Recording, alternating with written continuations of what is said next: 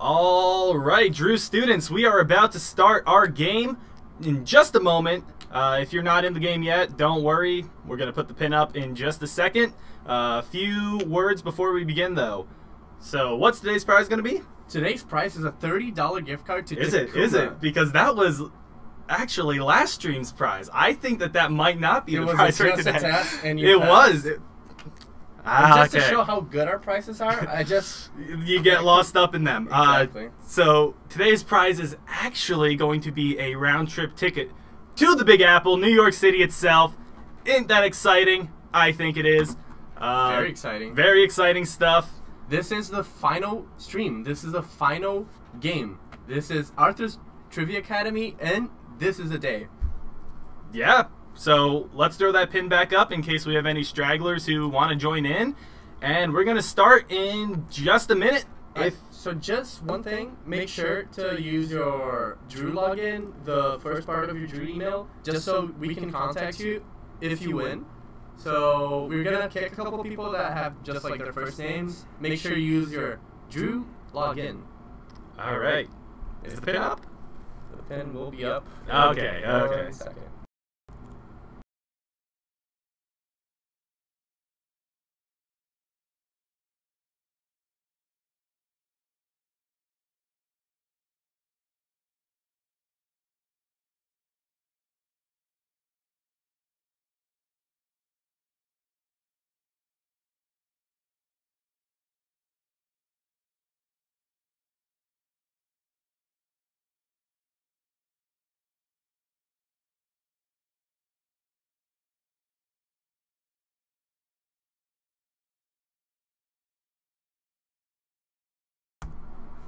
Alright, so everyone seems to be in.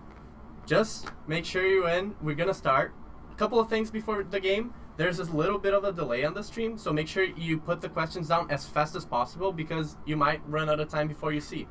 So just make sure you go as fast as possible. Also, the faster you answer, the more points you get. So it's always better to do the fastest you can. Mm-hmm. So Speed matters. let's start the game. Yeah, let's start the game. I'm dying for some trivia. Remember, the first question does not actually have any points awarded, but of an opinion-based question, but this time the first question is actually a fact. Okay. I was just like.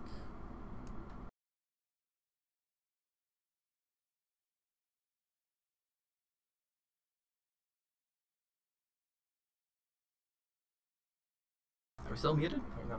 Oh, we're not muted. Okay, question 1. Possibly the most important question. For the warm-up, which aspect of Arthur's Trivia Academy do you like the most? Is it Triangle, the hosts are amazing, and the rest of them? Not a very hard question. Clearly, one of them is better than the other one. I mean, maybe you think the questions are cool. Yeah, the gift cards are great. The gift cards are great. Videos are awesome. They are. The questions are cool. The questions are pretty cool. I'll acquiesce. But I would say the hosts are more amazing. I don't mean to swing you guys either way, but we can see who votes for what, and if you want to win this prize, better vote Triangle. Okay. We got some honest people up there. We got one professor in the game too, looks like.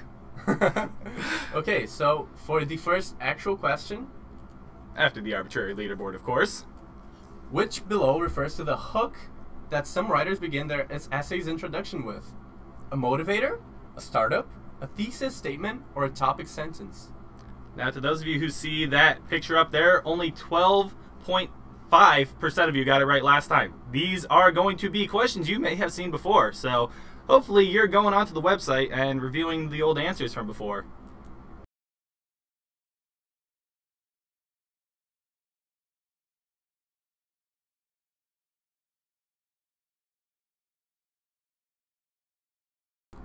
Alright, so a lot of you getting it right, remembering from last time.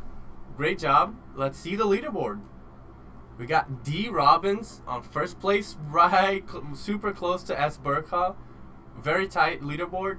Congratulations. Good job on remembering from last time. So, we're proud of you guys. Let's jump to the next question. Alright, question 3. How many members are there on the Budgets and Operation Board of the CLA student body? Is it Triangle, 8, Diamond, 9, Circle, 10, or Square, 11?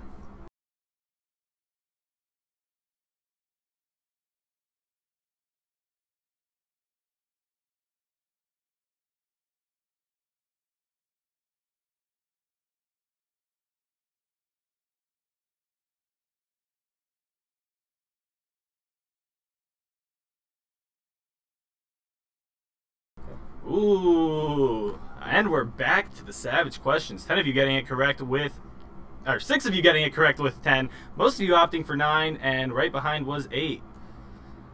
Let's see. Looks like we have S. Burkha in first place. Don't worry if you're not in the top 5 because this game is completely a mix-up game, you know? And there's a bunch of questions. We got 13 questions for you. You have a lot of time to catch up. Yeah. So let's jump to the next one. What is the primary function of Bob? Which you may remember from the last question. Yeah, exactly. Lend money to clubs, form new clubs, allocate money to clubs, or schedule school credit cards.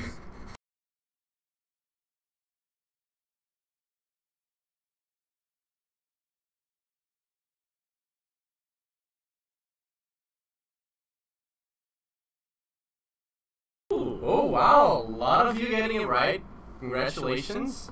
This was not a hard question. Let's see the leaderboard, see how it's doing. A. Castelluccio coming in and getting first place. He's far up there. Far up there. But yeah, these leaderboards are as fragile as my ego after seeing the answer to the first question. Let's just move on, huh?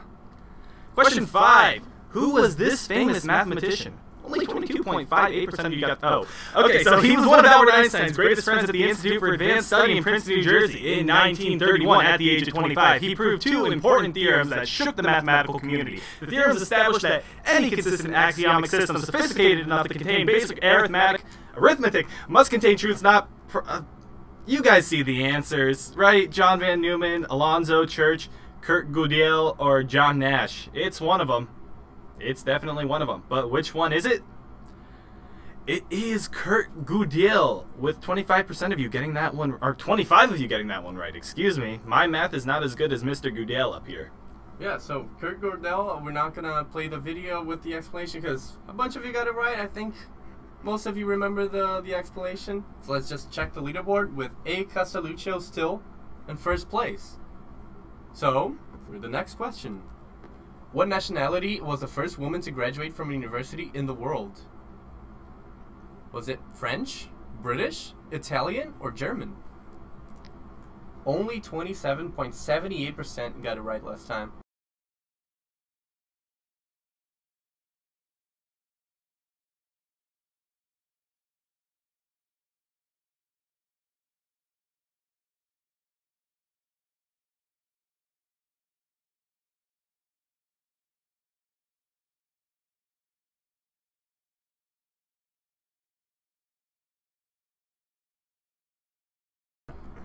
Wow, so a lot of you getting it right.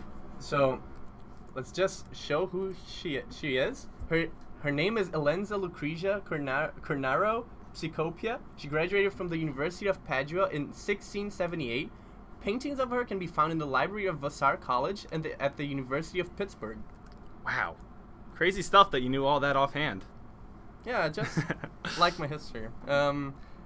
Castelluccio still first place, getting some distance. D. Robbins, close up there. The leaderboard's close. I like it. Leaderboard is close. So for the next question? Let's see the next question.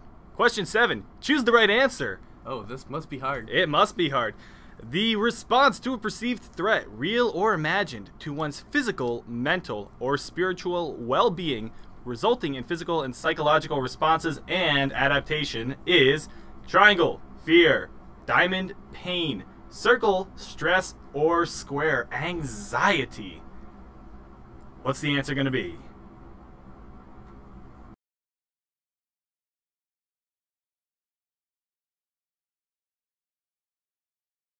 Ooh, 23 of you getting that one right with stress, 7 of you opting for anxiety, fear and pain, few answers here and there, but not as much. And we got a race for first place. Look at all these points, almost breaking into the 5,000 point barrier, but it is still a race, ladies and gentlemen. Even if you are not in the top 5, we have the most questions we have ever had on the show before, so you have plenty of time to make up some of that lost ground. And what a close leaderboard. Let's go to the next question. When U.S. national government was formed, women could only vote in one state. What was the state? Was it Wyoming, New Jersey, Massachusetts, or Connecticut?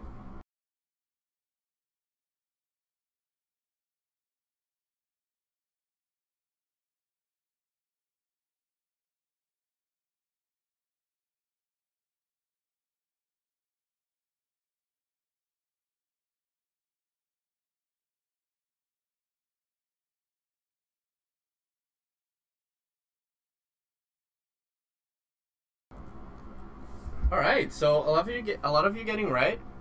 New Jersey was the first state. I think we could do with an explanation of this question. I think we could too. Okay, let's show Professor Sandhu with her explanation. After the American Revolution, the only state where women could vote was New Jersey.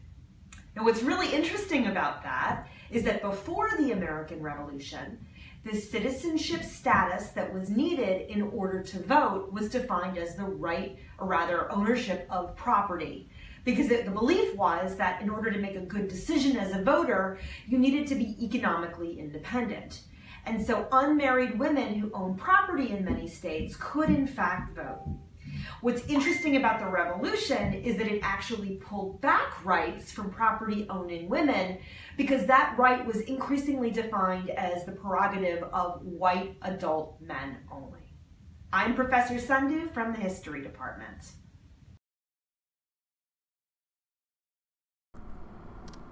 All right, so great explanation from Dr. Sandhu. Thank you very much. Let's check that leaderboard. We got Kate Duddy coming in. Ooh. A whole new leaderboard. That's how close it was. Wow, this is exciting. My heart is beating right now.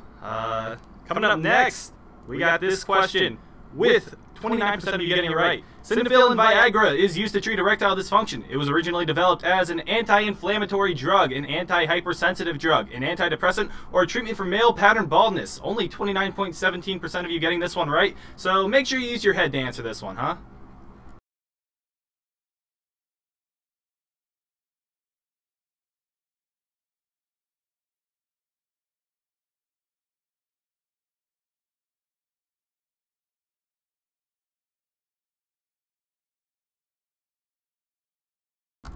And there you have it. Almost an even split between an anti-hypersensitive drug and an antidepressant, but one of you opted for the right one. This is a pretty even split, looking very reminiscent of last time. And just like very reminiscent of last time, let's look at that video explanation. Yeah, I think we could use an We explanation. could use.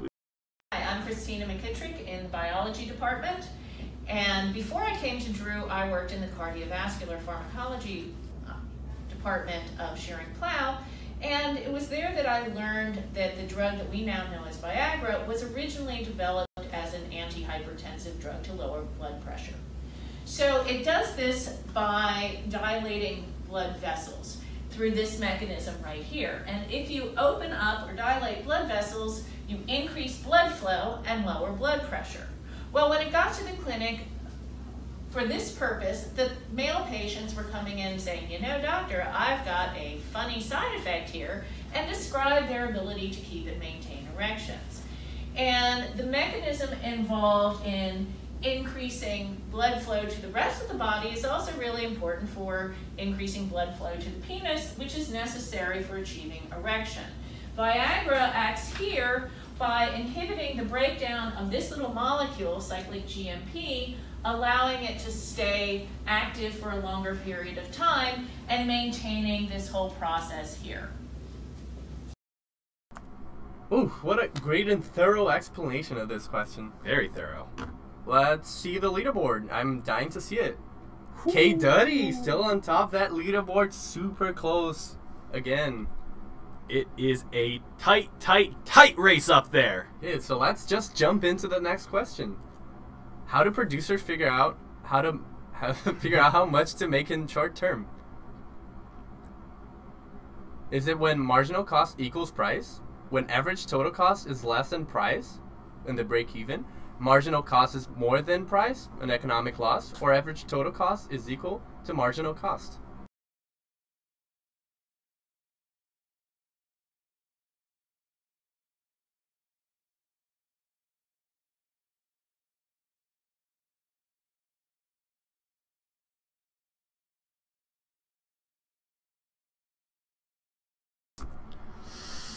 So, we're not sure what happened. Apparently we've gone offline. Should we just restart the game? I mean, at least pause we'll wait it, till we restart hear the a word stream. from our producer. Until then, We can restart the stream. we're back. back. We're It back, and I seems was like just we're about to back. tell a fantastic story. Thank you, producer. Thank you very much, producer. Let's go back to the game now, huh? Okay. Yeah, let's go back. There we Okay, go. there we go. This Ooh. one we will see the leaderboard. Only 5 of them getting right. Should we play the explanation first? I think we should, probably considering the people who got it right just tapped triangle just in case. I don't know when we went offline. If that's the case, why don't you let us know over at our Instagram, Arthur's Trivia Academy, or over at my Twitter. So the answer to how much a producer should produce in the short run is when their marginal cost equals the price they can get for that good in the market. It's a really common mistake to say that you should produce where you make a profit. In the short run, you'll be better off because you have to pay your fixed cost anyway. So even if you don't make a profit, you will make a lower loss, less of a loss, if you produce where marginal cost equals price or marginal cost equals marginal benefit, which is the only thing I ever remember from my undergraduate intermediate microeconomics. Okay, so let's finally check the leaderboard. We got K. Duddy still on top, and still that really close race. Wow. I feel like the 3 first ones are distancing themselves from the other ones, so I don't know, I'm dying to see the next question, right? I'm dying to see the next one too. Okay, so let's go. When is social movement most likely to occur? This was our most savage question. Is it triangle when social inequality is at its highest? Diamond when social situations of marginalized groups are improving? Circle when people don't have the right to vote? Or square when it is all of the above?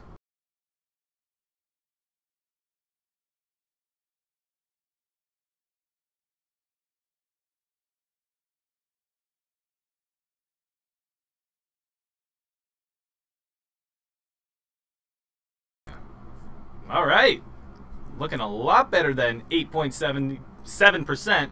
A lot of you picking diamond when social situations of marginalized groups are improving. The correct answer. Some of you opting for all of the above, which is not a bad strategy if you don't know the answer.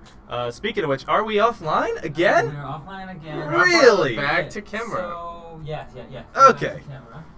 So what story was Yeah, that's such a hard question like this. It makes sense that people remember the correct answer afterwards. Yeah. Knowledge just sticks to you. So I guess for those of you who are going to be watching the VOD, not catching this live, make sure to follow me over at twitch.tv/tiemyshoe. You can follow me on Twitter. It'd be very awkward if we went online right now.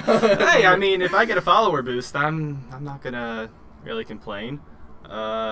So crazy weather we've been having, right? Crazy weather. Oh, that's a knock. Are we good? We're good. Let's go back. Crazy weather, let me tell you. Ugh. Yeah, there we are. There you go. Okay. So, leaderboard? Leaderboard. K. Duddy getting that one right. The other two not quite getting it right. Probably opting for all of the above. But we still have a few questions to go. So, let's see what happens next, huh? When was HDR, high dynamic range concept in photography, invented? Only 26.32% got it right last time. So, was it 1903, 1730, 1927, or 1855?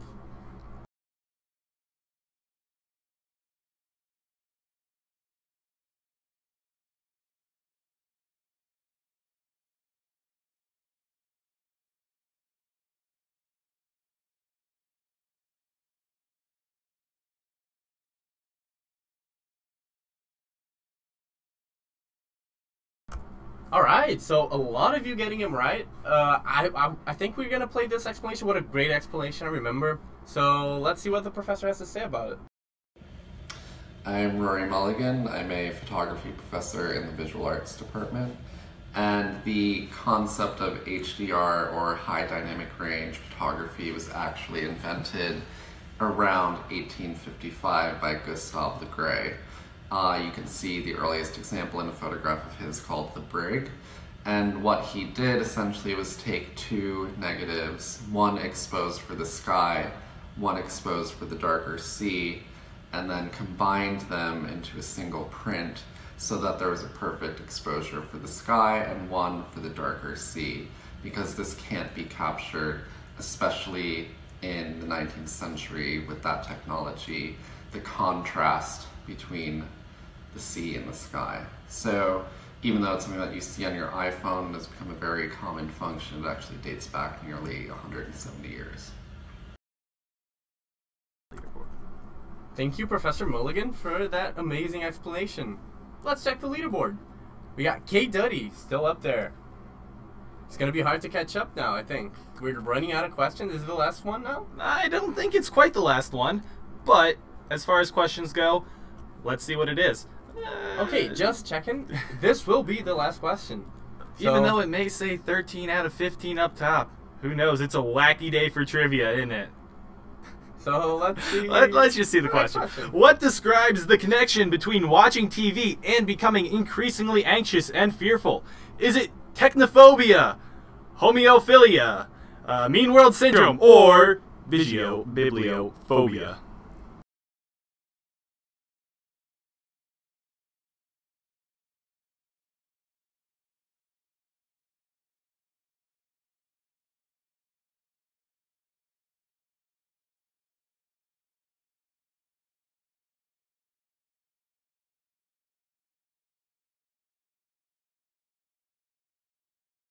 And 9 of you opting for the correct answer, mean world syndrome. 10 of you picking vigiobibliophobia, maybe just because you thought it was a fun word to say, because I also think that vigiobibliophobia is a fun word to say. If vigiobibliophobia is ever an option, I'm picking it. Honestly, yeah. I mean, that's what my first child's thing is going to be probably, too. Okay, so I've heard that this was the last actual question that is worth points, so I think we should see this as the final leaderboard. But we may not, so don't give up hope yet.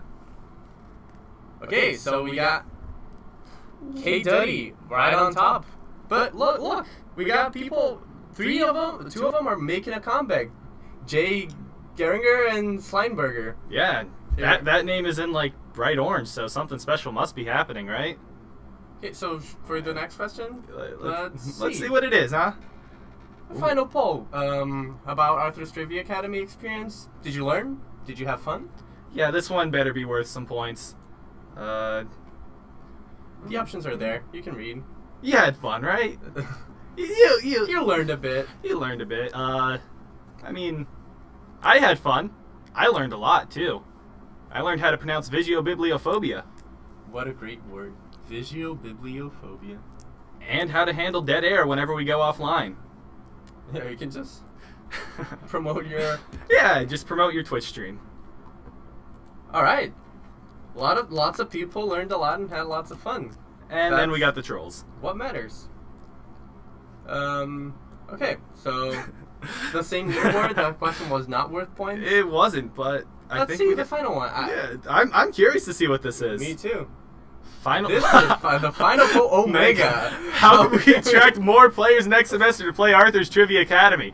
Change the game to nights instead of noons. Do more and better general advertisement on campus. Lower the game frequency to once a week, or focus on promoting the YouTube Live Link instead of ECTVs. I know that the YouTube Live Link promotion is almost exclusively done on my Snapchat, in case you follow me. I can't say much about the rest. Yeah, so what do you think is the right answer? Just choose whatever you think can help us out. Let's make this work. Yeah, and if you do want to see those live links, you can follow me on Snapchat at TieMyShoe, TIGHEMYSHOE. Okay, so yeah, I agree. We should do better and more, just overall better advertisement on campus. Okay, great to know. Let's see the leaderboard. Do the final leaderboard. The podium. We got Kate Duddy. Kate Duddy wins it. Whoa! 3,000 points ahead of everyone. What a world. Ladies and gentlemen, who could have seen that underdog comeback? Yeah, so Kate Duddy. Kate Duddy, congratulations. You can, we'll email you. We'll email you. You get a round trip to New York. Yeah. Congratulations. I get one too. Me too. Yeah, so if you want to kind of organize like a little get-together or something. Let us know, Kate Duddy. You know my Snapchat. My Twitch, my Twitter. Okay, so what kind of closing words do we have here? I don't think there's any. This was a great time. We had lots of fun. We learned a lot. Yeah. Learned a little about living and a lot about love, you know? So, thank you all for coming and playing. Goodbye. Goodbye.